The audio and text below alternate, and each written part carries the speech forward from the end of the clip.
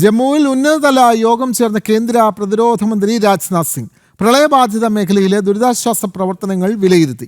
Jammu Kashmir lieutenant governor Manoj Sinha, കേന്ദ്രമന്ത്രി ജിതേന്ദ്ര സിംഗ് ഉന്നത ഉദ്യോഗസ്ഥരും യോഗത്തിൽ പങ്കെടുത്തു. വിവരങ്ങളുമായി ജിഷ്ണു കൃഷ്ണൻ ചേരുന്നു. ജിഷ്ണു, വളരെ പ്രധാനപ്പെട്ട ഒരു ഉന്നതതല യോഗമാണ് ജമ്മുവിൽ ചേർന്നത്. കേന്ദ്ര പ്രതിരോധ മന്ത്രി രാജ്നാഥ് സിംഗ് ആണ് ഇത്തരമൊരു യോഗം വിളിച്ചത്. പ്രളയബാധിത മേഖലയിലെ ദുരിതാശ്വാസ പ്രവർത്തനങ്ങൾ വിലയിരുത്താനായിരുന്നല്ലോ ഈ യോഗം. കൂടുതൽ വിവരങ്ങൾ.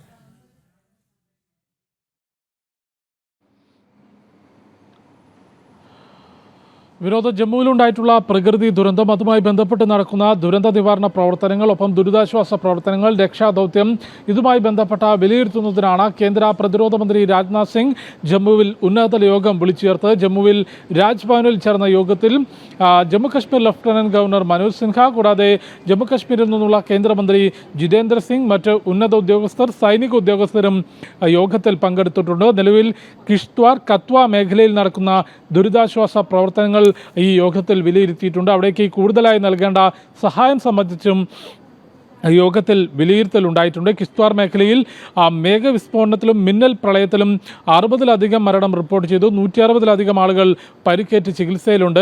കിഷ്ത്വാറിലെ സർക്കാർ ആശുപത്രിയിൽ ഈ അപകടത്തിൽ പരിക്കേറ്റ് ചികിത്സയിലുള്ളവരെ കേന്ദ്ര പ്രതിരോധ മന്ത്രി രാജ്നാഥ് സിംഗ് നേരിട്ട് സന്ദർശിച്ചു.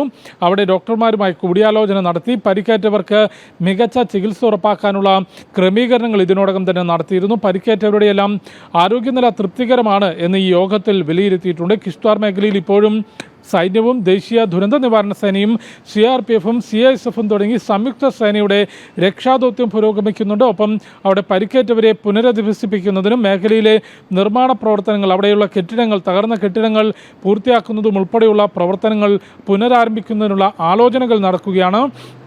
ഇതുമായി ബന്ധപ്പെട്ടാണ് കേന്ദ്ര പ്രതിരോധ മന്ത്രി രാജ്നാഥ് സിംഗ് ജമ്മുവിൽ രാജ്ഭവനിൽ ഉന്നതതല യോഗം ചേർന്നത്. ദുരിതാശ്വാസ പ്രവർത്തനങ്ങളും രക്ഷാദൗത്യങ്ങളും വിലയിരുത്തി. ഒപ്പം ജമ്മു കാശ്മീരിലെത്തിയിട്ടുള്ള പ്രതിരോധ മന്ത്രി സ്വാഭാവികമായിട്ടും നിലവിൽ കശ്മീർ മേഖല ഉൾപ്പെടെയുള്ള സ്ഥലങ്ങളിലെ സുരക്ഷാ ക്രമീകരണങ്ങൾ വിലയിരുത്തും.